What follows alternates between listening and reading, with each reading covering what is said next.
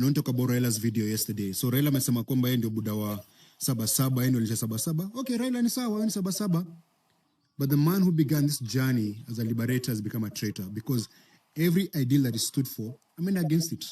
So in the 80s, Raila alienda jela, that's for sure. When alienda jela, walishikwa watu wengi. The Air Force got disbanded.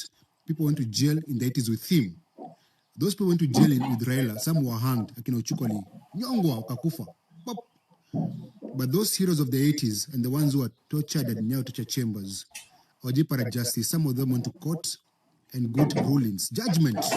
Wakambo kwamba they were illegally arrested, illegally detained, and they need to be compensated. Raila has never mentioned any of those things. In the 90s, Raila was in many protests. Many people died. When Raila went into government as prime minister, as minister for roads, he was working with Kibaki, he worked with Uhuru. He never mentioned any compensation. Yeah, kingia tu power ni yeye peke yake. He does not negotiate. Yes, whatever Boniface is saying is, to some level, is very true because Raila personally has caused very many deaths. Like, because after every elections, people have to die fighting for him. In 2007, it happened. It was the worst one. In 2012, it happened again. It was very bad. 2017, it happened. Even in 2022, it also happened. So there has been a series of deaths, especially after he loses the elections. So those people are never compensated, and people continuously die in his name. So I think him entering government, to some degree, he's also saved these people from dying. So as much as this guy wants to blame him for not taking more people to the street, to some degree, him being in government, at least many people are not dying as they used to die before. But now people are not dying fighting for Raila's rights. People are dying fighting for their own rights. So the agenda has changed. You're no longer fighting for one person's ambition. We are fighting for the nation's ambition. Now, last year came the Genz protest. This was a game changer. When last year's protest happened, people were murdered by Ruto's government. Then Raila saw a chance to get into government. One of the conditions ambayo aliingia kwa serikali nayo ilikuwa ni justice for victims.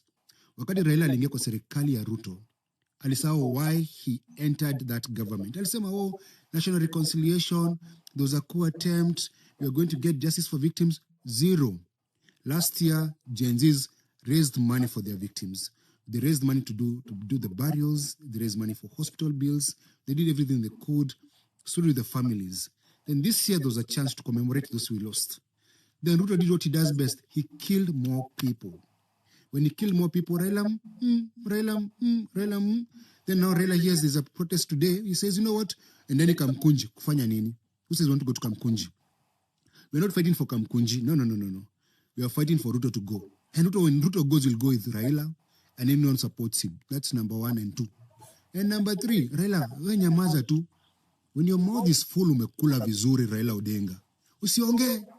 Because if you care about this country, start fighting for the people who lost their jobs in the Air Force. Ojepatiwa compensation, they are ruling. The people who were detained in near torture chambers, ojepatiwa kitu yote. 92 watu walikufa. 1990 watu walikufa. 92, 97, every protest you're involved in, watu walikufa. Haukuwazika, haukuwapatia familia yako kitu kidogo, nothing. Yes, the argument he's putting is very noble. But now, you have to, like, every human has their own weakness and they also have their own strengths. Because this democracy we're enjoying is partly attributed to Raila. Like, if he plays a major or a very big part to this democracy we're enjoying.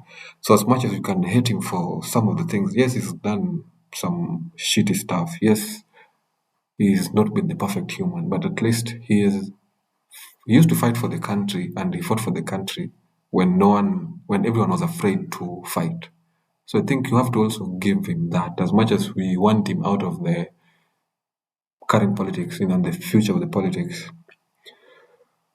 you still have to, you can disrespect him and still also give him his flowers in the same line. Like, you can criticize and appreciate him in similar measure.